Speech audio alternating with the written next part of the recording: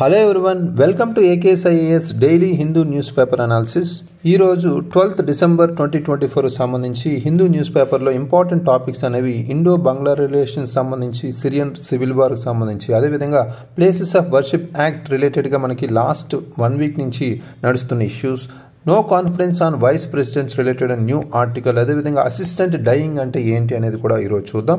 Supreme court on manual scavenging సంబంధించి issue, India's malaria cases ఏ విధంగా ఉన్నాయి అనేది కూడా మనం ఈ పర్టికులర్ వీడియోలో చూద్దాం. సో అయితే ఫస్ట్ ఇంపార్టెంట్ మనకి article, India does not ఎండోస్ Hasina's statement Misri. So ఇక్కడ ఇది ఇంటర్నేషనల్ రిలేషన్స్ వైజ్ మనం రీసెంట్గా మనం లాస్ట్ 1 week నుంచి చూస్తున్నాం. ఇండియాకి సంబంధించి, బంగ్లాదేశ్ సంబంధించిన ఇష్యూస్ సంబంధించి మనం ఇక్కడ చూస్తే ఇంపార్టెంట్గా మనం చెప్పబోయేది, ఇక్కడ ఇంటర్నేషనల్ రిలేషన్స్ వైజ్ మనం కవర్ చేసుకున్న ఈ టాపిక్ సంబంధించి కంటెక్స్ట్ అనేది మనం అర్థం చేసుకుంటే ఇక్కడ ముఖ్యంగా, సో ఇక్కడ పర్టికులర్గా మనం చెప్తే, సో ఇండియా రిలేషన్స్ అనేవి బంగ్లాదేశ్కి సంబంధించిన రీసెంట్గా స్ట్రెయిన్ అవుతూ ఉన్నాయి. సో కంటెక్స్ట్ అనేది మనకి రీసెంట్ విజిట్ ఏదైతే ఉందో ఇండియాకి సంబంధించిన ఫారెన్ మినిస్టర్ విక్రమ్ మిస్రీకి సంబంధించిన విజిట్ సంబంధించిన నేపథ్యంలో మనం మాట్లాడుతున్నాం, రైట్. సో ఇక్కడ ఇండియా అనేది క్లారిఫైగా చెప్పింది ఏంటంటే, హసీనా ప్రకటనలు ఏదైతే ఉందో భారత్ ఆమోదించకపోవడానికి సంబంధించి క్లియర్ కట్గా ఇక్కడ కంటెక్స్ట్ అనేది చెప్పుకోవాలి. అంటే ప్రధాన సలహాదారు ఎవరైతే ఉన్నారో బంగ్లాదేశ్ సంబంధించి మొహమ్మద్ యూనస్ నేతృత్వంలో తాత్కాలిక ప్రభుత్వానికి సంబంధించి మనం మాట్లాడుకుంటే, బంగ్లాదేశ్ మాజీ ప్రధాని షేక్ హసీనా చేసిన విమర్శలకు ఇండియా అనేది మద్దతు ఇవ్వబోమని స్పష్టం చేసింది క్లియర్ కట్గా. సో అది ఇక్కడ హైలైట్. అయితే ఇక్కడ ఇండియా అనేది బంగ్లాదేశ్ సంబంధించిన పీపుల్ టు పీపుల్ టైస్ మీదే ఫోకస్ చేస్తుంది. అది మేజర్గా మనం ఇక్కడ ఫోకస్ చేయాలి, రైట్. సో అంటే ఇక్కడ పొలిటికల్ పార్టీకి సంబంధించో గవర్నమెంట్కి సంబంధించో కాదు, పీపుల్ టు పీపుల్ రిలేషన్స్ అనేవి మాకు ఇంపార్టెంట్ అనేది క్లియర్ కట్గా చెప్పింది, రైట్. సో ఇక్కడ మనం బ్యాక్గ్రౌండ్ పరంగా మనం అర్థం చేసుకోవాల్సింది ఏంటంటే, ఇండియా బంగ్లాదేశ్ రిలేషన్స్ సంబంధించి మేజర్గా డీప్ రిలేషన్స్ అయితే మనకు ఉన్నాయి. ఎకనామిక్గా కావచ్చు, కల్చరల్గా కావచ్చు, సెక్యూరిటీ కోఆపరేషన్ కావచ్చు, రైట్. సో ఇవి మనకి చాలా ఇంపార్టెంట్, రైట్. సో అయితే కీ కొలాబరేషన్స్ మనం చూసుకుంటే, వాటర్ షేరింగ్ అనేది ఇక్కడ ప్రధానంగా చెప్పుకోవచ్చు. Water sharing agreements, especially Teesta river pending అనేది ఉంది. ఎనర్జీ ట్రేడింగ్ కావచ్చు, బార్డర్ మేనేజ్మెంట్ కావచ్చు, ఇవన్నీ మనకి ఇంపార్టెంట్ కొలాబరేషన్స్గానే చెప్పుకోవచ్చు. ఫర్ ఎగ్జాంపుల్ మనకి ఇక్కడ మైత్రి సేతు ప్రాజెక్ట్ని ఎగ్జాంపుల్గా చెప్పొచ్చు, రైట్. సో ఇది ఒక కనెక్టివిటీ ఎఫర్ట్స్ సంబంధించిన ఇంపార్టెంట్ ప్రాజెక్ట్గా చెప్పుకోవచ్చు, రైట్.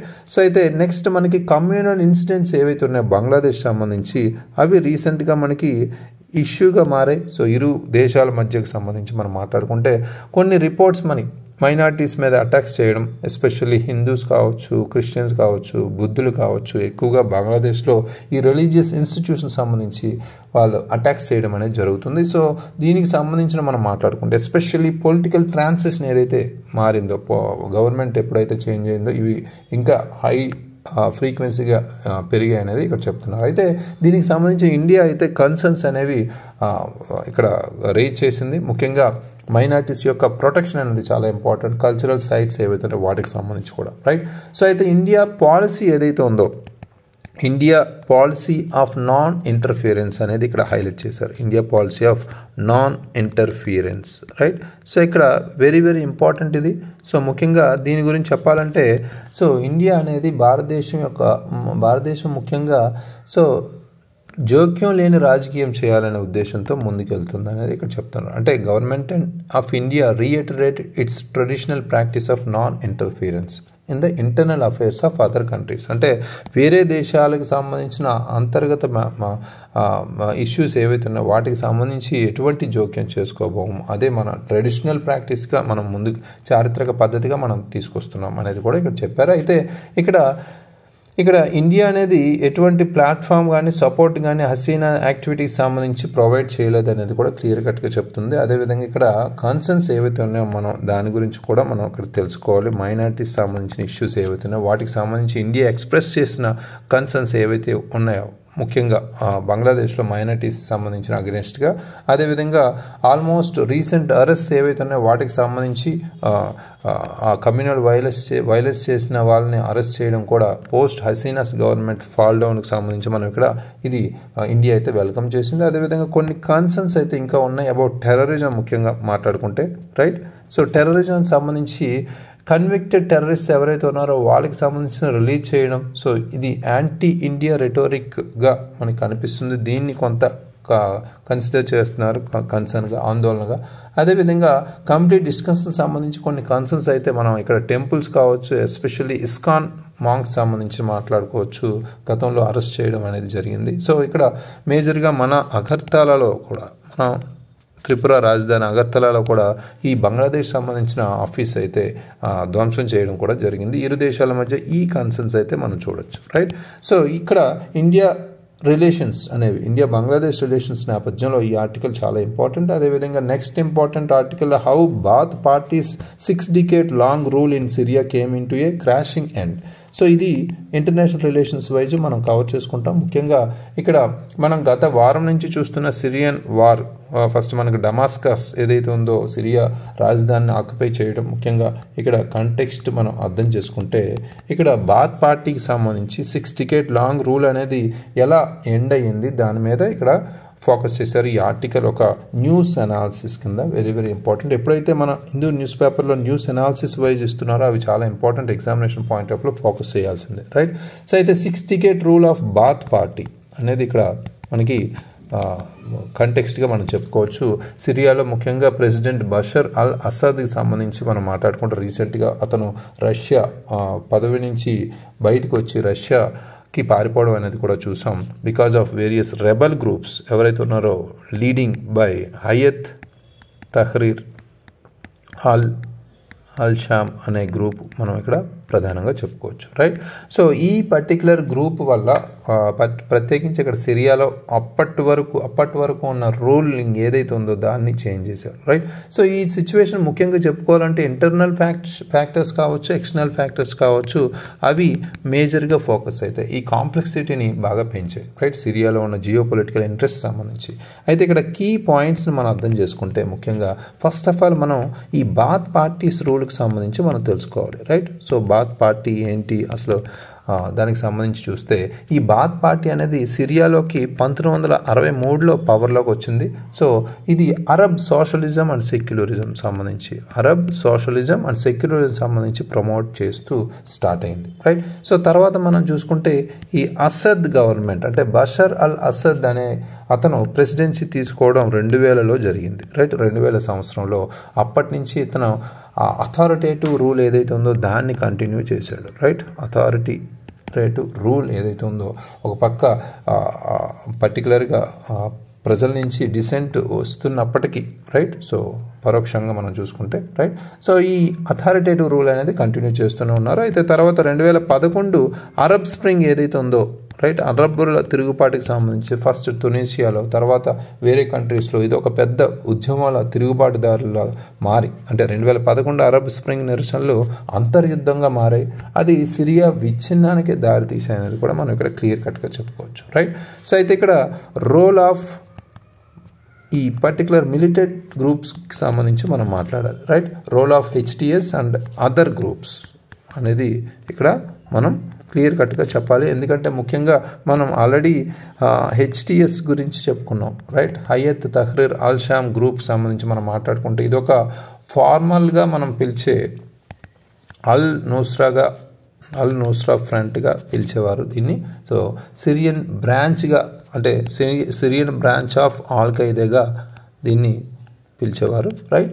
సో అయితే ఇది ప్రజెంట్ మనకి మాట్లాడుకుంటే ఇడ్లిబ్ అనే సిటీ ఏదైతే ఉందో అబూ మొహమ్మద్ అల్ జొలానీ నేతృత్వంలో ఈ ఆపరేషన్ అయితే స్టార్ట్ చేసింది, రైట్. సో ప్రెజెంట్లీ ఇడ్లిబ్ అనే సిటీలో, సిరియాలో ఉన్న సిటీ ఇడ్లిబ్ అనే సిటీలో వీళ్ళు అబూ మొహమ్మద్ అల్ జొలానీ నేతృత్వంలో ఈ పర్టికులర్ పార్టీ ఏదైతే ఉందో Hayat Tahrir al Sham government అనేది ఆపరేటింగ్ అనేది స్టార్ట్ చేసింది అనేది ఇక్కడ చెప్తున్నారు. అయితే ఈ HTS అనేది కోఆర్డినేటివ్ అఫెన్సివ్గా కొన్ని అంతకుముందు మనకి అలెప్పో సిటీ కావచ్చు, హమా సిటీ కావచ్చు, హామ్స్ కావచ్చు, వీటిని ఆక్యుపై చేసుకుంటూ తర్వాత ఫైనల్గా డమాస్కస్ మన సిరియా రాజధానికి వచ్చారు, రైట్.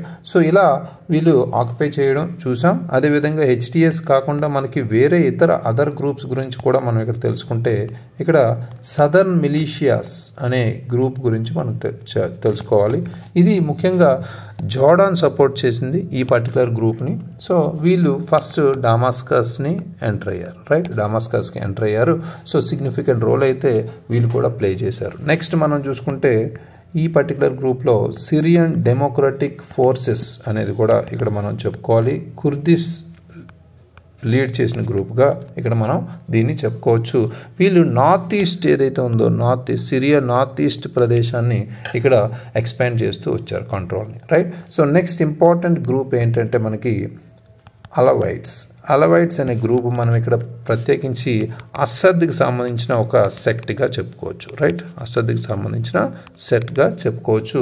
ఇక్కడ ఐసోలేటెడ్గా కనిపించే ఒక సెక్ట్గా కోస్టల్ రీజియన్స్లో ఈ హెచ్టిఎస్ ఇస్లామిస్ట్ ఐడియాలజీకి వ్యతిరేకంగా ఈ గ్రూప్ అనేది స్మాల్ గ్రూప్గా స్టార్ట్ అయింది, right. So examination point of లో మనకి ఈ పర్టికులర్ మిలిటెంట్ గ్రూప్ సిరియాకి సంబంధించిన ఎగ్జామినేషన్ ఆప్షన్స్ వైజ్ ఇవ్వచ్చు. హెచ్టిఎస్ అనేది అందరికీ తెలిసిందే, బట్ సదర్న్ మిలిషియాస్ కావచ్చు, అదేవిధంగా మనకున్న సిరియన్ డెమోక్రటిక్ ఫోర్సెస్ కావచ్చు, అలవైట్స్ కావచ్చు, ఈ 4 కూడా మనం తెలుసుకోవాలి. Very very important, right. So next మనకి ఇక్కడ ఛాలెంజెస్ ఏంటి? ఛాలెంజెస్ అండ్ పవర్ వ్యాక్యూమ్ సంబంధించి మనం మాట్లాడుకుంటే మేజర్గా మనం ఇక్కడ చెప్పబోయేది ముఖ్యంగా సిరియా అనేది 4 మేజర్ రెబల్ కోalitionతో డిఫరెంట్ కాన్ఫ్లిక్టింగ్ ఇంట్రెస్ట్తో ఉంది అనేది దీని ద్వారా మనం చెప్పుకోవచ్చు, right. Very very important. Next ఒక సెంట్రల్ అథారిటీ అనేది లేదు, ల్యాక్ ఆఫ్ సెంట్రల్ అథారిటీ అనేది ఇక్కడ మనం చెప్పుకోవచ్చు, రైట్.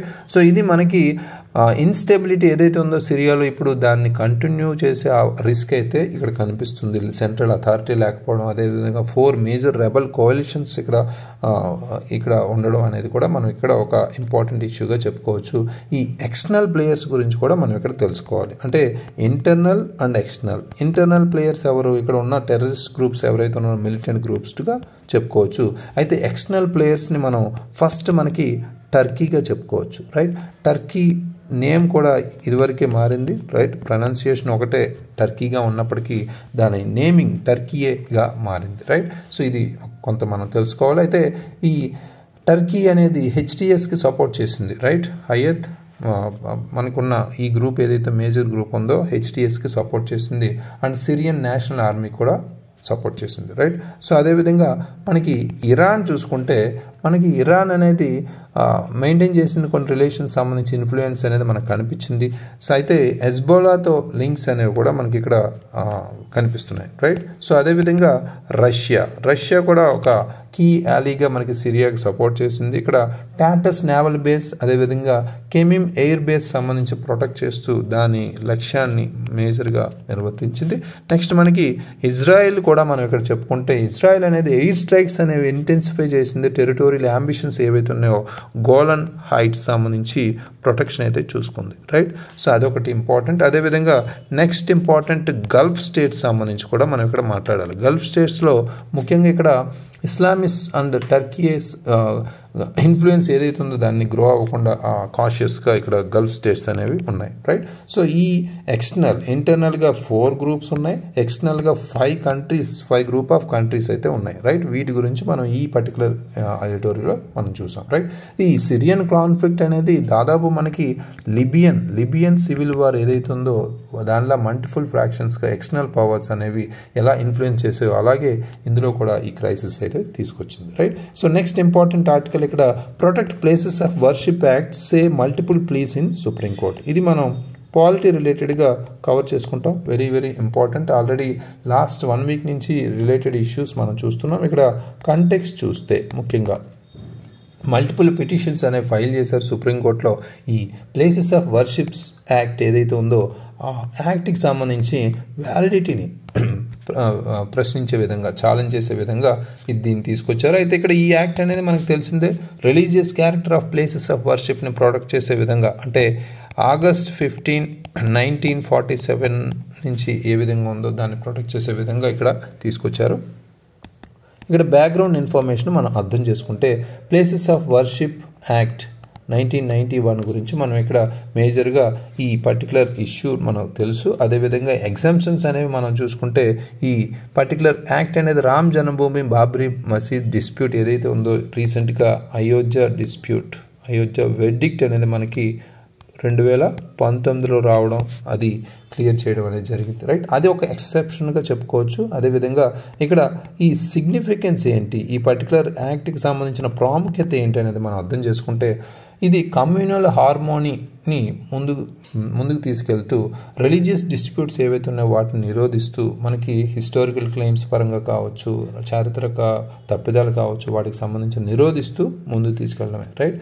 సో అదేవిధంగా ఇండియా సెక్యులర్ వాల్యూస్ ఏవైతే ఉన్నాయో అవి కూడా మనకి ముందుకు తీసుకెళ్లే విధంగా ఈ యాక్ట్ అయితే పనిచేస్తుంది. ప్రాముఖ్యత అనేది మనం చెప్పొచ్చు. నెక్స్ట్ మనకి లీగల్ ప్రొటెక్షన్ అనేది మనం ఇక్కడ మాట్లాడుకుంటాం. లీగల్ ప్రొటెక్షన్ సంబంధించి ఇక్కడ సెక్యులరిజం సంబంధించి మనం మాట్లాడుకుంటే ఇండియన్ యూనియన్ ముస్లిం లీగ్ ఎవరైతే ఉన్నారో IUML argued that the act upholds the secularism. అంటే ఈ పర్టికులర్ యాక్ట్ ఏదైతే ఉందో చట్టం రాజ్యాంగం యొక్క ప్రాథమిక నిర్మాణమైన లౌకికవాదాన్ని సమర్థిస్తుంది, దీన్ని పార్లమెంటు మార్చలేనిదిగా చేస్తుంది అనేది కూడా వాదిస్తున్నారు, రైట్. సో అదేవిధంగా మనకి జమైత్ ఉలామా హింద్ అనే గ్రూప్ కూడా మనం ఇక్కడ మాట్లాడుకుంటే, రైట్. సో ఈ గ్రూప్ అయోధ్య వెర్డిక్ట్ని ప్రత్యేకించి హైలైట్ చేస్తూ ఈ అయోధ్య తీర్పు లౌకిక విలువలను కాపాడుకోవడంలో చట్టం యొక్క ప్రాముఖ్యతను మనం పునరుద్ఘాటించారనేది కూడా ఈ గ్రూప్ అనేది చెప్పింది, రైట్. జమియత్ ఉలామా హింద్ అనేది హైలైట్ చేసింది. ఇవి మనం ఈ పర్టికులర్ ఆర్టికల్లో మనం చూడవచ్చు. అయితే ఇక్కడ ఛాలెంజెస్ ఏవైతే ఉన్నాయో ఈ పర్టికులర్ యాక్ట్కి సంబంధించిన అగెనిస్ట్గా ఛాలెంజెస్ ఏవైతే ఉన్నాయో అవి చూస్తే చారిత్రక దండయాత్రల సమయంలో ధ్వంసం చేయబడిన దేవాలయాలను మనం తిరిగి పొందాలని కోరుతూ స్థానిక కోర్టుల్లో చాలామంది పిటిషన్స్ అయితే చేశారు. సో దీనికి సంబంధించి మనం మాట్లాడుకుంటే 1991 చట్టంలో మనం చూసుకుంటే ఈ చట్టంలో సెక్షన్ 4కి సంబంధించి విరుద్ధంగా ఉందని జమియత్ వాదించింది, రైట్. సో ఇక్కడ ఆల్రెడీ మనం ప్రీవియస్ వీడియోస్లో సెక్షన్ 3, 4, 5, 6 అనేవి ఇంపార్టెన్స్ అనేవి చూసాం, రైట్. సో ఇక్కడ ఎగ్జాంపుల్స్ మనం అర్థం చేసుకుంటే మనకు ఆల్రెడీ డిస్ప్యూట్స్ లాంటివి మనం మాట్లాడుకుంటే షాహీ ఈద్గా మాస్క్ అనేది కూడా ఇక్కడ మేజర్గా ఎగ్జాంపుల్గా చెప్పుకోవచ్చు నియర్ కృష్ణ జన్మభూమికి సంబంధించి, రైట్. సో అప్కమింగ్ హియరింగ్స్ మనం ఇక్కడ నెక్స్ట్ మనకి సుప్రీంకోర్టు బెంచ్ అనేది క్రియేట్ చేశారు, అది అప్కమింగ్ December 12th దీన్ని వినబోతుంది, రైట్. సో దీనికి సంబంధించిన ఇష్యూస్ ఏంటనేది మనం అప్పుడు చూడాలి, రైట్. సో అయితే కాంటెంపరీ ఇష్యూస్ మనం జ్ఞాన్వాపి మాస్క్ ఉంది, షాహీ ఈద్గా, ఇలాంటివన్నీ డిబేట్స్ అనేవి ఈ యాక్ట్ యొక్క ప్రొవిజన్స్ సంబంధించిన వాదనలు అయితే ఇక్కడ తీసుకొచ్చింది, right. So next important article మనకి ఇక్కడ ఏ వైడ్ ఎయిసెల్. సో ఇక్కడ పార్లమెంట్ అనేది ప్రత్యేకించి ఇక్కడ మనం మాట్లాడుకుంటే అన్ప్రెసిడెంట్ మూవ్గా మన first time in India's parliamentary హిస్టరీలో చూసుకుంటే 60 opposition members of Rajya Sabha have expressed a lack of confidence in the vice president and chairman of the Rajya Sabha Jagdeep Dhankhar, right. So అది కాంటెక్స్ట్ రూపంగా మనం చెప్పుకుంటే పాలిటీ రిలేటెడ్గా ఈ ఆర్టికల్ మనం కవర్ చేసుకుంటాం. కాంటెక్స్ట్లో మన వైస్ ప్రెసిడెంట్ అండ్ అదేవిధంగా చైర్మన్ ఆఫ్ రాజ్యసభ ఎవరైతే ఉన్నారో జగదీప్ ధన్కర్ పై ఇక్కడ ఆల్మోస్ట్ మనకి 60 అపోజిషన్ మెంబర్స్ ఎవరైతే ఉన్నారో రాజ్యసభ సంబంధించి అవిశ్వాసం అయితే తెలిపారు, రైట్. సో దీనికి సంబంధించి మనం మాట్లాడుకుంటే ఇక్కడ నోటీస్ కూడా ఇచ్చారు రెజల్యూషన్ సంబంధించి. ఈ రెజల్యూషన్ అనేది ఆటోమేటిక్గా అతన్ని రిమూవ్ చేయాలి, ఆఫీస్ నుంచి రిమూవ్ చేయాలనే రెజల్యూషన్ తీర్మానం అయితే తీసుకొచ్చారు. బట్ ఇది ఎలాగో ఓటింగ్కి అయితే రాదు, బట్ వచ్చిన ఇది బీజేపీ మెజారిటీ ఏదైతే ఉందో దానివల్ల ఫెయిల్ అయ్యే తీరుతుంది, రైట్. సో అయితే బ్యాక్గ్రౌండ్కి సంబంధించి ఇక్కడ మాట్లాడుకుంటే ఇక్కడ వైస్ ప్రెసిడెంట్స్ రోల్ అనేది రాజ్యసభ చైర్మన్గా అతను సెషన్స్ అనేవి ప్రిసైడింగ్ ఆఫీసర్గా ఉంటారనేది అందరికీ తెలిసిందే, రైట్. సో అదేవిధంగా ఒక ఫెయిర్ డిబేట్స్ని మనం తీసుకెళ్లే విధంగా, అదేవిధంగా మన డిగ్నిటీ ఆఫ్ హౌస్ ఏదైతే ఉందో దాన్ని ముందుకు తీసుకెళ్లే విధంగా ఇతను పనిచేస్తారు. అయితే ఇక్కడ న్యూట్రాలిటీ ఆఫ్ ఇన్స్టిట్యూషన్స్ అనేది చాలా ఇంపార్టెంట్, రైట్. సో ఇతని ప్రధానంగా మాట్లాడుకున్నది vice president and speaker neutrality అనేది మనం ప్రధానంగా ఫాలో అవ్వాలనేది చెప్తున్నారు, right. Essential for trust in democracy, మన ప్రజాస్వామ్యంలో ప్రజలకి నమ్మకం కలగాలన్నా ఇది చాలా ఇంపార్టెంట్. అదేవిధంగా పార్టిసన్ బిహేవియర్ ఏదైతే ఉందో ప్రిసైడింగ్ ఆఫీసర్స్ కంపల్సరీ మన రోల్ అనేది మీడియేటర్స్ సంబంధించి కంపల్సరీ ఉండకూడదు అనేది కూడా చెప్తున్నారు, రైట్. సో అయితే నెక్స్ట్ కీ ఇష్యూస్ ఇక్కడ హైలైట్ అయిన ఇష్యూస్ ఏంటి ఎడిటోరియల్లో ముఖ్యంగా మాట్లాడుకునేది ఫస్ట్ ట్రస్ట్ డెఫిసిట్ అనేది ఇక్కడ మాట్లాడుకోవచ్చు. ఎందుకు ఈ అవిశ్వాస తీర్మానం అనేది తీసుకొచ్చారంటే అపోజిషన్ మెంబర్స్ అనేవాళ్ళు ఒక పార్టిషన్షిప్ అనేది ధన్కర్ రూలింగ్స్లో మేము అబ్జర్వ్ చేసాం. పబ్లిక్ స్టేట్మెంట్స్ సంబంధించి కావచ్చు, రైట్. సో న్యూట్రాలిటీ ఏదైతుందో దాన్ని పక్కన పెట్టి ధన్కర్ తీర్పులు కావచ్చు, బహిరంగ ప్రకటనలో కావచ్చు పక్షపాతం ఉందని ప్రతిపక్ష సభ్యులు ఆరోపిస్తున్నారు. అతన్ని ఆశించిన తటస్థతను అనేది మనం చూపించలేదు, అంటే న్యూట్రాలిటీని కలిగి లేరు అనేది వీళ్ళ యొక్క వాదనలు. అయితే ఇక్కడ ఎగ్జాంపుల్ మనం చూసుకుంటే ఈ వాదనలు ఏంటి అనేది చూసుకుంటే బీజేపీ ఎంపీస్కి అడ్జార్న్మెంట్ మోషన్ ఇచ్చినప్పటికీ వాళ్ళకి మళ్ళీ మాట్లాడే హక్కు ఇచ్చారు. సో అది కూడా ఇక్కడ ఇంపార్టెంట్. అదేవిధంగా మనకి కొన్ని అలిగేషన్స్ ఉన్నాయి. Leaders of opposition Mallikarjun Kharge ఎవరైతే ఉన్నారో వాళ్ళకి సంబంధించి అతను వ్యూస్ని ఎక్స్ప్రెస్ చేసే అవకాశం కూడా ఇవ్వలేదనే వాదనలు అయితే ఉన్నాయి, రైట్. సో ఈ క్రిటిసిజమ్స్ అయితే ఉన్నాయి. సో నెక్స్ట్ ఇంపార్టెంట్ మనకి పార్టిసన్షిప్ గురించి మనం ఇక్కడ తెలుసుకోవాలి. పార్టిషన్షిప్ అండ్ డెమోక్రసీ, రైట్. సో ఇది వెరీ వెరీ ఇంపార్టెంట్ టాపిక్ దీనికి సంబంధించి. అయితే ట్రెడిషనల్గా మనం మాట్లాడుకుంటే ఇవి వైస్ ప్రెసిడెంట్ కావచ్చు, స్పీకర్ కావచ్చు, ప్రెసిడెంట్ కావచ్చు, రైట్. ఇక్కడ వైస్ ప్రెసిడెంట్ అండ్ స్పీకర్ అదేవిధంగా ప్రెసిడెంట్ ఈ మూడు విభాగాలు మనం చూసుకుంటే సాంప్రదాయకంగా ఉపరాష్ట్రపతి, స్పీకర్ మరియు రాష్ట్రపతి వంటి రాజకీయేతర స్థానాలు తటస్థంగా ఉండాలని భావిస్తున్నారు. కంపల్సరీ, రైట్, న్యూట్రల్గా ఉండాలి వాళ్ళు. పక్షపాత ఆరోపణలు ఉంటే కంపల్సరీ ఇన్స్టిట్యూషనల్ క్రెడిబిలిటీ మనకి ఏదైతే సంస్థాగత విశ్వసనీయత ఉందో అది కంపల్సరీ దెబ్బతీస్తుంది అనేది ఇక్కడ మేజర్గా చెప్పుకోవచ్చు, రైట్. సో అయితే ఈ బీజేపీస్ మనం క్యాంపెయిన్కి సంబంధించి మనం మాట్లాడుకుంటే కొంతమంది అపోజిషన్ వాయిసెస్ని ఎప్పుడూ రెస్ట్రిక్ట్ చేస్తూనే ఉన్నారు అనేది మనం చూస్తున్నాం, right. So next government and chairs response. దీనికి సంబంధించి గవర్నమెంట్ అదేవిధంగా చైర్మన్కి సంబంధించిన రెస్పాన్స్ అనేది మనం మాట్లాడుకుంటే గవర్నమెంట్ అనేది ఇక్కడ ధన్కర్కి సంబంధించి సమర్థిస్తూ అతని కులాన్ని పేర్కొంటూ, ముఖ్యంగా ధన్కర్ జట్ ఫ్యామిలీ నుంచి వచ్చారు కాబట్టి, జట్ కులం నుంచి వచ్చారు కాబట్టి వాళ్ళకి సంబంధించి వీళ్ళు ఇలా చేస్తున్నారు, అపోజిషన్ ప్రతిపక్షాన్ని ఇలా చేస్తున్నారని దేశ వ్యతిరేకులుగా కూడా విమర్శించింది మన గవర్నమెంట్, రైట్. సో అదేవిధంగా ఇది పార్లమెంటరీ పనితీరులో పెరుగుతున్న ఒక పాలరైజేషన్ అంటే పర్టికులర్గా ధృవీకరణను ప్రతిబింబిస్తుందని కూడా చెప్పారు, రైట్. సో ఇది మేజర్గా మనం ఇక్కడ ఇంపార్టెన్స్గా చెప్పుకోవచ్చు. అదేవిధంగా పార్లమెంట్ రోల్ ఏంటి, ముఖ్యంగా పార్లమెంట్ రోల్ ఇన్ డెమోక్రసీ అనేది కూడా మనం ఇక్కడ తెలుసుకోవాలి. పాలిటీ కాన్సెప్ట్గా మనం చూసుకుంటే పార్లమెంట్ అనేది కంపల్సరీ ఒక ప్లాట్ఫామ్గా మనం మీనింగ్ఫుల్ డిబేట్స్ అదేవిధంగా సిటిజన్ రిప్రజెంటేషన్ సంబంధించి అంటే పౌరుల సంబంధించి ప్రాతినిధ్యం వహించే విధంగా మనం ముందుకు నడపాలనేది తెలుస్తుంది, రైట్. అదేవిధంగా ఈ చైర్ ఎవరైతే ఉన్నారో ఒక పక్క లోక్సభ అయినా రాజ్యసభ అయినా ఆ చైర్మన్స్ ఎవరైతే ఉన్నారో న్యూట్రాలిటీ అనేది కంపల్సరీ మెయింటైన్ చేయాలి, అంటే పక్షపాతం లేకుండా ఉండాలి అనేది కూడా ఇక్కడ చెప్తున్నారు, రైట్. తటస్థత స్వభావం అయితే చాలా అవసరం అనేది చెప్తున్నారు. అయితే ఇక్కడ మనం రెలవెంట్ ఎగ్జాంపుల్స్ ప్రీవియస్గా మనం చూసుకుంటే కొన్ని అలిగేషన్స్ అయితే వచ్చాయి. ముఖ్యంగా స్పీకర్ ఆఫ్ లోక్సభకు సంబంధించి మనం మాట్లాడుకుంటే చాలా అలిగేషన్స్, సిమిలర్ అలిగేషన్సే మనకి ప్రీవియస్గా వచ్చాయి, రైట్. సో కొన్ని డిబేట్స్ సంబంధించి అదేవిధంగా గ్లోబల్ లెవెల్లో మనం మాట్లాడుకుంటే గ్లోబల్గా మనం చూసుకుంటే speaker neutrality of the speaker or presiding officer సంబంధించి మనం మాట్లాడుకుంటే ముఖ్యంగా యూకే పార్లమెంట్లో మనం ఇది చూడొచ్చు. Example speaker of the House of the Commons సంబంధించి అక్కడ కూడా దీనికి సంబంధించిన అలిగేషన్స్ అయితే ఉన్నాయి, రైట్. న్యూట్రాలిటీకి సంబంధించిన ఇష్యూ, రైట్. సో ఈ విధంగా మనకి ఈ పర్టికులర్ టాపిక్ అనేది ఫర్దర్గా ఎగ్జామినేషన్ ప్రాసెస్లో కంపల్సరీ నో కాన్ఫిడెన్స్ మోషన్స్ గురించి రావచ్చు, లేదా వైస్ ప్రెసిడెంట్ ఆఫీస్ గురించి రావచ్చు. అదేవిధంగా మనకి ఇక్కడ న్యూట్రాలిటీ అండ్ పార్టిసన్షిప్ అనే టాపిక్ గురించి కూడా ఎగ్జామినేషన్లో క్వశ్చన్స్ అయితే అడగచ్చు, right. So next important question మనకి article the long and complex road to assist dying. ఇక్కడ వెరీ వెరీ ఇంపార్టెంట్ టాపిక్ ఇది కూడా మనం పాలిటీ రిలేటెడ్గానే చూడొచ్చు, వెరీ వెరీ ఇంపార్టెంట్. సో ఇక్కడ కంటెక్స్ట్ ఏంటి అంటే ఇది రీసెంట్గా అసిస్టెడ్ డయింగ్ లా అనేది బ్రిటన్లో ఇంట్రడ్యూస్ చేశారు. దాని గురించి మనకి ఇక్కడ మేజర్గా మనకి వేరే ఇతర దేశాల్లో ఇది ఏ విధంగా ఉంది, అదేవిధంగా ఇండియాలో ఎంతవరకు ఉంది అనేది కూడా, ఎంతవరకు తీసుకురావాలి అనేది కూడా ఇక్కడ మనం ఫోకస్ చేయాలి. బ్రిటన్లో ఇది సహాయక మరణ చట్టంగా మనం దీన్ని తీసుకొస్తాం, అంటే అసిస్టెడ్ డయింగ్, రైట్. సో ఇక్కడ మనం చెప్పుకుంటే క్లియర్ కట్గా టెర్మినల్లీ ఇల్ అడల్ట్స్ ఎవరైతే ఉన్నారో వాళ్ళకి సంబంధించి ఇక్కడ బిల్ అయితే తీసుకొచ్చారు.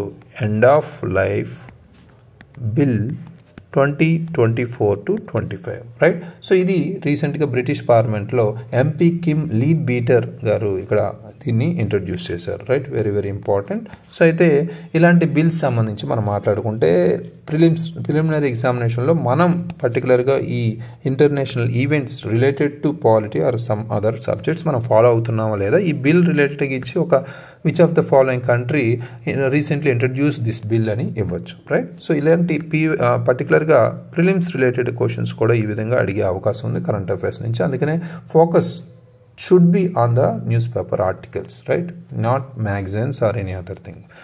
అయితే ఇక్కడ మేజర్గా మనం మాట్లాడుకునేది ఇలా అనేది terminally ill adults in England and Wales. పర్టికులర్గా ఇంగ్లాండ్ అండ్ వేల్స్ ఎవరైతే ఉన్నారో వాళ్ళకి సంబంధించి ముఖ్యంగా మాట్లాడుకుంటే ఇక్కడ లెస్ దాన్ 6 months ఎవరైతే ఉన్నారో ఒక జీవితం ఎండ్ అయ్యే టైంలో అంటే ఒక 6 నెలల్లో చనిపోతున్నారు అన్న వీళ్ళకి అసిస్టెడ్ డైయింగ్ అనేది కల్పించాలి అనేది ఇక్కడ మాట్లాడుకుంటున్నారు, రైట్. అంటే 6 నెలల్లో వాళ్ళు చనిపోతున్నారంటే వాళ్ళకి ఒక సహాయక మరణం అందించాలి. అంటే మనం ఆల్రెడీ మనకి యుతనేసియా అనేది మనకు ఉంది, రైట్. సో దాని నేపథ్యంలో ఇది కొత్త బిల్ అయితే తీసుకొచ్చారు. అంటే జీవించడానికి 6 నెలల కన్నా తక్కువ ఉన్న అనారోగ్యంతో బాధపడుతున్న పెద్దలు ముఖ్యంగా ఇంగ్లాండ్ అండ్ వేల్స్లో 2 వైద్యులు మరియు హైకోర్టు న్యాయమూర్తి ఆమోదానికి లోబడి సహాయక మరణాన్ని ఎంచుకోవచ్చని ఈ చట్టం ముఖ్యంగా ప్రతిపాదిస్తుంది, రైట్. సో ఇది వెరీ వెరీ ఇంపార్టెంట్. నెక్స్ట్ మనకి దీనికి ఆర్గ్యుమెంట్స్ ఫర్ అండ్ అగెనిస్ట్ ఏ విధంగా ఉన్నాయి అని మనం మాట్లాడుకుంటే, ఫర్లో చూసుకుంటే అంటే సపోర్ట్ చేసే వాళ్ళు చూసుకుంటే మనం ముఖ్యంగా ఇక్కడ పర్సనల్ అటానమీ ఏదైతే ఉందో, డిగ్నిటీ ఏదైతే ఉందో, కంపాషన్ని మనం ఈ టెర్మినల్ ఇల్నెసెస్ సంబంధించి చాలా ఇంపార్టెంట్ కాబట్టి వాటి కోసం వాదిస్తున్నారు. అంటే వ్యక్తిగత స్వయం ప్రతిపత్తి కావచ్చు, గౌరవం కావచ్చు, అదేవిధంగా కరుణ కావచ్చు, ప్రాణాంతక అనారోగ్యాల్లో సంబంధించి వీటి కోసం వాదించారు చాలామంది. సో దుర్వినియోగం ఏదైతే ఉందో ఈ చట్టానికి సంబంధించి నివారించడానికి ఈ చట్టం చాలా జాగ్రత్తగా రూపొందించబడింది అనేది కూడా వాళ్ళు చెప్తున్నారు, పాజిటివ్ సైడ్. అయితే అగెనిస్ట్గా ఈ చట్టానికి అగెనిస్ట్గా మనం మాట్లాడుకుంటే ఇక్కడ ముఖ్యంగా అపోనెంట్స్ ఎవరైతే ఉన్నారో ఇది ఒక స్లిప్పరీ స్లోప్గా కన్సర్న్ తీసుకొచ్చారు. అంటే కొంత ఫీర్ అయితే ఉంది, ముఖ్యంగా కొంతమంది వల్నరబుల్ గ్రూప్స్ కావచ్చు, అబ్యూస్ కావచ్చు, అంటే హాని కలిగించే సమూహాలు బలవంతం కావచ్చు, లేదా దుర్వినియోగం చేసే అవకాశం ఉందనేది కూడా చెప్తున్నారు. సో ఇక్కడ మనకి మేజర్గా ఫిలాసఫికల్ అండ్ రిలీజియస్ ఆర్గ్యుమెంట్స్ ఏవైతే ఉన్నాయో వాటికి సంబంధించి మాట్లాడుకుంటే లైఫ్ అనేది compulsory sanctity of life is very important అనేది చెప్తున్నారు. అంటే జీవితం యొక్క పవిత్రతను నొక్కి చెబుతూ తాత్విక మరియు మతపరమైన వాదనలు ఇక్కడ మేజర్గా క్లియర్ కట్గా చెప్పారు, రైట్. సో ఈ ప్రో అండ్ అగెనిస్ట్ అనేది ఇక్కడ మాట్లాడుకుంటే క్లియర్ కట్గా మనం ఫోకస్ చేయాలి, రైట్. సో నెక్స్ట్ మనకి ఇక్కడ గ్లోబల్ కంటెక్స్ట్లో మనం చూసుకుంటే ముఖ్యంగా కెనడా లాంటి కంట్రీస్ సిమిలర్ లాస్ ఫాలో అవుతున్నారు. క్రిటిక్స్ ఆర్గ్యూ చేసేది కూడా కొంత ఇనీషియల్లో స్టేజ్లో వీళ్ళు లా తీసుకొచ్చే ముందు చేసిన ఇప్పుడు చాలా ట్రెమెండస్ చేంజెస్ అయితే తీసుకొచ్చారు అనేది కూడా చెప్తున్నారు. అంటే కెనడా వంటి దేశాలు ఇలాంటి చట్టాలను విస్తరించాయి. మద్దతుదారులు ఏం చెప్తున్నారు, భరించలేని బాధలు ఏవైతే ఉన్నాయో వాటి ఉపశమనం చేయడంలో మాత్రం ఇది పాత్ర పోషించింది అనేది కూడా ఈ చట్టాలు పాత్ర పోషిస్తున్నాయి. అంటే వాళ్ళ భరించలేని బాధతో ఉపశమనం కోరుతూ వాళ్ళు ఇంకా బతికుండాల్సిన అవసరం ఉన్నప్పటికీ వాళ్ళ బాధతో వాళ్ళు అడుగుతున్నారు కాబట్టి ఈ మద్దతుదారులకు సంబంధించి ఉపశమనం చేయడంలో ఈ చట్టాల పాత్ర అయితే పర్ఫెక్ట్గా ఉందనేది చెప్తున్నారు, రైట్. సో అయితే ఇండియా కంటెక్స్ట్లో మనం మాట్లాడుకుంటే ఇండియాకి సంబంధించి మనం చూసుకుంటే ముఖ్యంగా సుప్రీంకోర్టు అనేది ప్యాసివ్ ఎథనాసియాని రికగ్నైజ్ చేసింది. దీనికి సంబంధించి పాసివ్ యుతనేషియా అంటే కారుణ్య మరణం అనేది మనం ఇదివరకు చూసాం. అయితే పాసివ్ యుతనేషియా అంటే నిష్క్రియాత్మక అనాయాస అంటారు, రైట్. సో ఇక్కడ పర్టికులర్గా మనం ఇక్కడ అడ్వాన్స్ మెడికల్ డైరెక్టివ్స్ అంటే ముందస్తు వైద్య ఆదేశాల మేరకు కూడా గుర్తించింది, రైట్, సుప్రీంకోర్టు అనేది. ఇది ఒక కేసు రూపంలో సుప్రీంకోర్టు అనేది దీన్ని రూపొందించింది.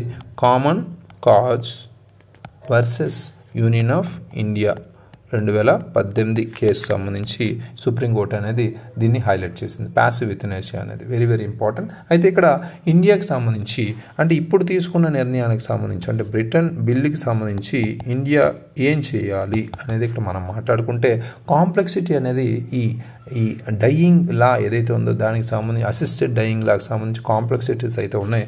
దీన్ని కంపల్సరీ బ్యాలెన్స్ చేయాల్సిన అవసరం అయితే ఉంది. Balance between dignity and potential అంటే ఇక్కడ వాళ్ళ యొక్క గౌరవం కావచ్చు, అదేవిధంగా మిస్యూజ్ ఏదైతుందో రైట్ మిస్యూజ్ చేసే అవకాశం ఉంది అనేది కూడా ఇక్కడ చెప్తున్నారు.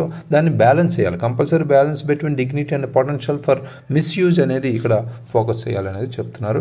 అదేవిధంగా మనకి ఇక్కడ ఇంపార్టెంట్గా చెప్పుకుంటే కామన్ కాజ్ జడ్జిమెంట్ ఏదైతుందో రైట్ టు డై అనేది మనకి విత్ డిగ్నిటీ ఇన్ ఇండియా అనేది మనకి తీసుకొచ్చారు. కాబట్టి ఇక్కడ ఆటోనామీ కావచ్చు, ప్రైవసీ కావచ్చు, లిబర్టీ కావచ్చు, అంటే స్వయం ప్రతిపత్తి, గోప్యత, స్వేచ్ఛను ఇది ప్రధానంగా తీసుకెళ్తుంది. ఏంటిది కామన్ కాజ్ అనే జడ్జిమెంట్ ఏదైతే ఉందో అది 2018లో వచ్చింది. భారతదేశంలో గౌరవంగా చనిపోయే హక్కును పునాది వేసింది ఈ particular case. Right, very very important.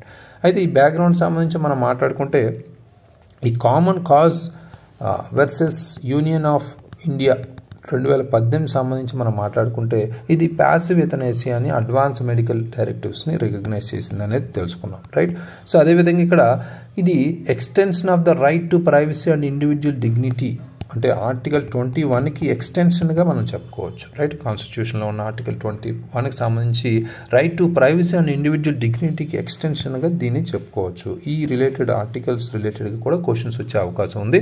Next international presidency సంబంధించి మనం ఆల్రెడీ కెనడా గురించి చెప్పుకున్నాం ఇక్కడ. రైట్, సో కెనడా అనేది ప్రథమంగా ఈ ఎక్స్పాండెడ్ క్రైటీరియాగా అసిస్టెడ్ డయింగ్ని ఆల్రెడీ ఫాలో అవుతున్నారు. నెక్స్ట్ మనం చూసుకుంటే బెల్జియం కావచ్చు, అదేవిధంగా నెదర్లాండ్ లాంటి కంట్రీస్ సంబంధించి మనం మాట్లాడుకుంటే ఇథనేసియా అనేది స్ట్రిక్ట్ రెగ్యులేషన్స్తో వాళ్ళు పర్మిట్ చేస్తున్నారు. రైట్, ఇది కూడా ఇంపార్టెంటే. రైట్, సో అయితే మనం రిలవెంట్ ఎగ్జాంపుల్లో మనం ఇండియాలో భాగంగా మనం చూసుకుంటే అరుణా షాబాగ్ కేసు ఏదైతే ఉందో అది 2011లో మనం చూసుకుంటే ఈ కేసు సంబంధించి ప్యాసివ్ ఎథనేసియా అనేది చాలా రికగ్నైజ్ చేశారు. దానికి సంబంధించిన ఛాలెంజెస్ ఏదైతే ఉందో balancing ethical, legal and medical dimensions ఇక్కడ హైలైట్ చేస్తూ ఈ పర్టికులర్ అరుణా షాబాగ్స్ కేసు సంబంధించి ఈ ప్యాసివ్ ఎథనేసియా అనేది యాక్సెప్ట్ చేశారు. Right, so very very important. So next important article మనకి will go to any extent possible to eradicate manual scavenging అని సుప్రీంకోర్టు తెలిపింది. రైట్, సో అంటే ఈ మాన్యువల్ స్కావెంజింగ్కి మనం పూర్తిగా నిర్మూలించడానికి ఎక్కడి వరకైనా వెళ్ళొచ్చు అనేది ఇక్కడ చెప్తున్నారు. రైట్, సో అయితే ఈ కంటెక్స్ట్లో మనం మాట్లాడుకుంటే ఇది కూడా మనకి పాలిటీ రిలేటెడ్గా కవర్ చేసుకుంటాం, పాలిటీ అండ్ గవర్నెన్స్ రిలేటెడ్గా. అయితే ఇది కంటెక్స్ట్ మనం చూసుకుంటే సుప్రీంకోర్టు అనేది రీసెంట్గా మనం మాట్లాడుకుంటే సో ఈ పర్టికులర్ ఇష్యూ మీద ఫోకస్ చేసింది. సో మాన్యువల్ స్కావెంజింగ్ సంబంధించి అయితే అదంతా పక్కన పెడితే ముందు బ్యాక్గ్రౌండ్ అనేది మనం ఇక్కడ అర్థం చేసుకోవాలి. బ్యాక్గ్రౌండ్కి సంబంధించి మనం మాట్లాడుకుంటే అసలు మాన్యువల్ స్కావెంజింగ్ అంటే ఏంటి అనేది కూడా మనం ఇక్కడ క్లియర్ కట్గా తెలుసుకోవచ్చు. అంటే మాన్యువల్ స్కావెంజింగ్ అంటే ఏంటి? It refers to the practice of cleaning human excreta from dry toilets, sewers and septic tanks. Right, so అంటే ఏంటి? ఇది పొడి మరుగుదొడ్లు కావచ్చు, మురుగునీటి కాలువలు కావచ్చు, సెప్టిక్ ట్యాంకుల నుండి మానవ విసర్జన శుభ్రపరిచే ఒక పద్ధతిగా తీసుకుంటున్నాం. రైట్, ఇది భారతదేశంలో మనకి ఎక్కువగా క్యాస్ట్ డిస్క్రిమినేషన్గా చెప్తున్నారు. అంటే అది లింక్ అయి ఉంది కుల వివక్షకు సంబంధించి. Right, so very very important. So అంటే దీనికి సంబంధించిన పురాతన సమస్యగా, దీని కుల వివక్షకు సంబంధించి ముడిపడి ఉన్న పురాతన సమస్యగా మనం ఇక్కడ చెప్తాం. అంటే చారిత్రాత్మకంగా కొన్ని వర్గాలు మాత్రమే ఇటువంటి అవమానకరమైన పనులను చేయవలసి వస్తుంది అనేది కూడా ఇక్కడ క్లియర్ కట్గా చెప్పుకోవాలి. అయితే దీనికి సంబంధించి ఆల్రెడీ మనకి prohibition of employment, right, prohibition of employment as manual scavenger and their rehabilitation అనే యాక్ట్ కూడా వచ్చింది. సో ఈ యాక్ట్ మనకి 2013లో వచ్చింది. Very very important. ఇది ముఖ్యంగా ఇది మాన్యువల్ స్కావెంజింగ్ ఏదైతే ఉందో దాన్ని ఎలిమినేట్ చేస్తూ అదేవిధంగా వాళ్ళకి రీహాబిలిటేషన్ పునరావాసం కల్పించే విధంగా అదర్ వర్క్స్ సంబంధించి ప్రొవైడ్ చేసే విధంగా దీన్ని తీసుకొచ్చారు. నెక్స్ట్ మనం మాట్లాడుకుంటే ఎన్ని లాస్ ఉన్నా కొన్ని దేశాల్లో అంటే కొన్ని రాష్ట్రాల్లో ఇంకా మనకి ఈ పద్ధతి అనేది ఇంకా ముందుకెళ్తుంది అనేది ఇక్కడ చెప్పొచ్చు. అదేవిధంగా దీనికి సంబంధించిన స్కీమ్ సంబంధించి మనం మాట్లాడుకుంటే నమస్తే స్కీమ్ అనేది 2022లో తీసుకొచ్చారు. ఈ స్కీమ్ ఏంటి? National action for mechanised sanitation ecosystem scheme అనేది గవర్నమెంట్ అనేది 2022లో తీసుకొచ్చారు. ఇచ్చారు.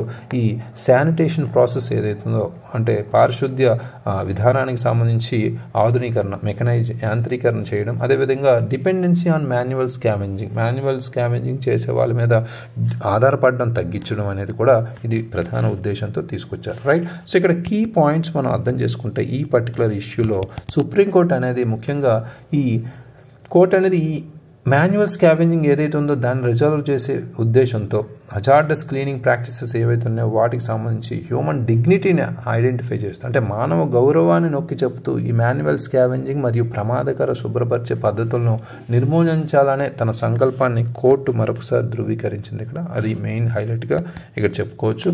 అదేవిధంగా దీన్ని ఇంప్లిమెంట్ చేయడం ఒక ఫెయిల్యూర్ చేశారు. అంటే డెస్పైట్ లాస్ అండ్ స్కీమ్, ఎన్ని స్కీమ్స్ లాస్ ఉన్నప్పటికీ స్టేట్స్ అనేవి ఈ పర్టికులర్ దీన్ని ఎరాడికేట్ చేసే ఉద్దేశంలో ఇంప్లిమెంటేషన్ ప్రాబ్లంలో చాలా ఫెయిల్ అయ్యారనేది కూడా ఇక్కడ చెప్పింది.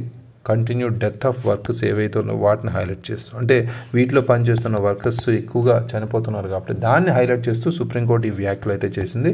అదేవిధంగా కాంపెన్సేషన్ కూడా పెంచింది. వీళ్ళకి ఎవరైతే వీటికి సంబంధించిన బాధితులు ఉన్నారో వాళ్ళకి సంబంధించి కాంపెన్సేషన్ ఇదివరకు 10 lakh ఉంటే ఇప్పుడు 30 lakh వరకు పెంచారు. రైట్. సో ఇది కూడా ఇంపార్టెంటే. నెక్స్ట్ గవర్నమెంట్ యాక్షన్ ఏదైతే ఉందో దీనికి సంబంధించి మనం మాట్లాడుకుంటే గవర్నమెంట్ యాక్షన్ సంబంధించి సుప్రీంకోర్టు ఏం చెప్పింది, social justice ministry 2 weeks time ఇచ్చారు. సోషల్ జస్టిస్ మినిస్ట్రీకి పర్టికులర్ స్టేట్స్కి ఒక కన్సల్ట్ చేస్తూ ఒక ప్లాన్ ఫర్ యాక్షన్ అనేది ప్రిపేర్ చేస్తూ దీనికి సంబంధించి ఫెయిల్యూర్ సంబంధించి కూడా కొంత కంటెంప్ట్ ఛార్జెస్ అనేవి కొంత ఇంప్లిమెంటేషన్ సంబంధించి కూడా ప్రాపర్ ప్లాన్ అనేది ఇవ్వాలనేది క్లియర్ కట్గా చెప్పారు. Right. So very important topic. So supreme court రిలేటెడ్గా నెక్స్ట్ ఇంపార్టెంట్ టాపిక్ మనకి India reported of malaria cases in south East Asia in 2023.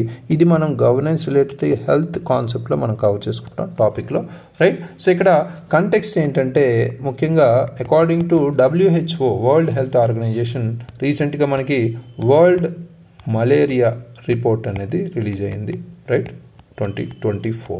So ఈ రిపోర్ట్కి సంబంధించిన గణాంకాలు అర్థం చేసుకుంటే almost South East Asia region సంబంధించిన కేసెస్ ఏవైతున్నాయో వాటిలో 50% ఇండియా కేసులే ఉన్నాయంట. రైట్. సో ఇది ఒక సిగ్నిఫికెంట్ హెల్త్ ఛాలెంజ్గా మలేరియా అనేది ఇంకా కంటిన్యూ అవుతుందని దీని ద్వారా మనం చెప్పుకోవచ్చు. ఇందులో మనం కీ పాయింట్స్ అనేది మనం అర్థం చేసుకుంటే ముఖ్యంగా first important thing global malaria burden ఏ విధంగా ఉంది అంటే గ్లోబల్గా ఈ గణాంకాలు మనం అర్థం చేసుకుంటే WHO south East Asia region అనేది ఆల్మోస్ట్ 1.5% ఆఫ్ గ్లోబల్ కేసెస్ మనకి ఇక్కడ నమోదయ్యాయి 2023కి సంబంధించి. రైట్. సో ఈ 2023కి సంబంధించి మనం మాట్లాడుకుంటే ఆల్మోస్ట్ ఇందులో ఇంకా 50% ఇండియావే. రైట్. సో మలేరియా కేసెస్ అనేవి. నెక్స్ట్ మనం రెండవ ఇంపార్టెంట్ పాయింట్ ఏంటంటే మలేరియా డెత్స్ సంబంధించి అంటే మలేరియా ద్వారా మరణాలు సంభవించడం అనేది కూడా ఇక్కడ హైలైట్ చేశారు. ఈ ఎస్టిమేటెడ్ మలేరియా రిలేటెడ్ డెత్స్ అనేవి కొంత సిగ్నిఫికెంట్గా డిక్రీజ్ అయ్యాయి అనేది కూడా చెప్పారు. Almost by 82.9%. అంటే 35K 2000 సంవత్సరంలో 35K ఉంటే ఇప్పుడు 6Kకి తగ్గాయి అనేది చెప్తున్నారు. రైట్. అయితే ఇండియా అండ్ ఇండోనేషియా అనేది టుగెదర్గా మనం మాట్లాడుకుంటే ఆల్మోస్ట్ 88% డెత్స్ అనేవి ఇండియా అండ్ ఇండోనేషియాలోనే ఉన్నాయని చెప్తున్నారు. అంటే ఇండియా అండ్ ఇండోనేషియాలోనే ఎక్కువగా ఈ మలేరియా డెత్స్ అనేవి ఉన్నాయి అనేది ఇక్కడ ఇది ఒక క్లియర్ కట్ ఇంపార్టెంట్. అంటే ఇక్కడ ఒక పక్క వరల్డ్ ఓరియంటెడ్గా తగ్గుతున్నప్పటికీ India and Indonesia together accounted for approximately 88% of malaria deaths in the region. Right. అది గుర్తుపెట్టుకోవాలి. నెక్స్ట్ మనకి especially progress in the region గురించి మనం అర్థం చేసుకుంటే total number of malaria cases in the South East Asian region అనేది మనం చూస్తే 22.8 మిలియన్ మనకి 2000 ఉంటే ఆల్మోస్ట్ 4 మిలియన్ కేసెస్ అనేవి 2023కి సంబంధించి మనకు తగ్గాయి. అంటే ఒక 82.4% మనకి రిడక్షన్ అనేది తెలుస్తుంది. రైట్.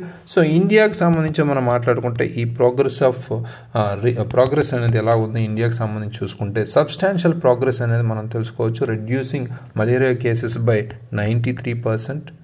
Very good. అంటే సిన్స్ 2000 నుంచి మనం మాట్లాడుకుంటే. అయితే బంగ్లాదేశ్, ఇండియా, ఇండోనేషియా అనేది ఈ సంబంధించి మనం మాట్లాడుకుంటే 2022-23కి సంబంధించి బంగ్లాదేశ్ కావచ్చు, ఇండియా కావచ్చు, ఇండోనేషియా కావచ్చు, ఈ దేశాలకు సంబంధించి కొంత మలేరియా కేసెస్ అయితే డిక్రీజ్ అయ్యాయి అనేది చెప్తున్నారు, రైట్. సో అయితే నెక్స్ట్ మనకి countries with malaria free status, అది చాలా ఇంపార్టెంట్, రైట్. ఎగ్జామినేషన్ ప్రాసెస్లో మనకి మలేరియా ఫ్రీ స్టేటస్లో ఉన్న 2023కి సంబంధించిన మలేరియా ఫ్రీ స్టేటస్లో ఉన్న కంట్రీస్ చూస్తే మనకి ఫస్ట్ తిమోర్ లెస్టే అనే కంట్రీ మనకి ఇక్కడ very very important, right. So ఇది ఒక సౌత్ ఈస్ట్ ఏషియాలో ఉన్న కంట్రీ, ఒక ద్వీపకల్ప దేశంగా మనం చెప్పుకోవచ్చు. నెక్స్ట్ మనకి భూటాన్. ఈ రెండు దేశాలు మనకి 2023లో మలేరియా ఫ్రీ స్టేటస్ని పొందిన రెండే దేశాలు, రైట్. సో ఇది very very important. 0 indigenous malaria కేసెస్గా రిపోర్ట్ అయ్యింది, రైట్. సో నెక్స్ట్ మనకి ఇక్కడ ఇంపార్టెంట్గా మనం చెప్పబోయేది ఛాలెంజెస్, అంటే సవాళ్ళు ఏమున్నాయి ఇంపార్టెంట్గా మనం మాట్లాడుకుంటే. ఇంకా ప్రోగ్రెస్ వస్తున్నప్పటికీ కొన్ని నార్త్ కొరియా కావచ్చు, థాయిలాండ్ కావచ్చు, మియన్మార్ కావచ్చు significant increase in malaria cases అనేవి ఒక పక్క మనం చూస్తున్నాం, రైట్. అదేవిధంగా మనకి సీరియస్ గ్లోబల్ హెల్త్ థ్రెట్గా మలేరియా ఉండబోతుంది అనేది కూడా ఇక్కడ చెప్తున్నారు, రైట్. సో ఇక్కడ ఇండియాకి సంబంధించి మనకి అదేవిధంగా భూటాన్ అండ్ తిమోర్ లిస్టే ఏదైతే ఉందో దానికి సంబంధించి కూడా మనం కంపల్సరీ ఫోకస్ చేయాలి, వెరీ వెరీ ఇంపార్టెంట్. సో ఈ పర్టికులర్ ఇష్యూ సంబంధించి మనం చూసుకుంటే జస్ట్ రివైజ్ చేసుకోండి. ఇంపార్టెంట్ టాపిక్స్ మనకి ప్రిలిమినరీ కావచ్చు, మెయిన్స్ రిలేటెడ్గా కూడా మనం key significance and challenges way forward రూపంలో మనం తెలుసుకుంటున్నాం కాబట్టి రివైజ్ చేస్తే కంపల్సరీ ఇంపార్టెంట్గా మనకి ఎగ్జామినేషన్ ప్రాసెస్లో యూజ్ అవుతుంది, right. So thank you very much, all the very best.